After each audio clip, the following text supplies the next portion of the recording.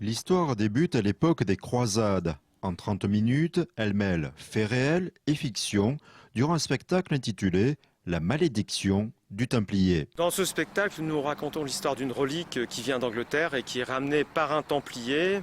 Et ce Templier tombe sur un seigneur assez brutal qui n'accepte pas la mission qu'on lui demande de construire quelque chose en la gloire de Saint-Alban. Et donc le Templier lance une malédiction qui va se perpétuer au fil des siècles jusqu'à maintenant. Intrigue, amour et déchirement, cette malédiction mortelle est portée par 50 comédiens, amateurs et bénévoles. Depuis 4 ans, chaque année, ils inventent un nouveau spectacle, ici, dans la cour du château. Débuté en février, le dernier se prépare avec minutie. Eh bien, par exemple, des chaises à porteurs, des très belles chaises à porteurs qui ont été fabriquées par nous, voilà, sur des plans originaux, avec des vrais matériaux, voilà, tout est fidèlement reconstitué.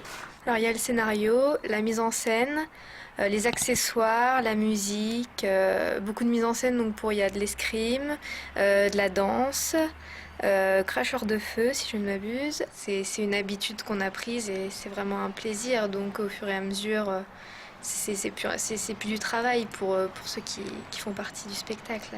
Ce spectacle gratuit est porté par l'association à Clochefontaine, dont l'objectif vise à sauver l'église Saint-Alban, située non loin de là. Mais après la sauvegarde, il faut la restaurer parce qu'elle est vraiment en très piteux état.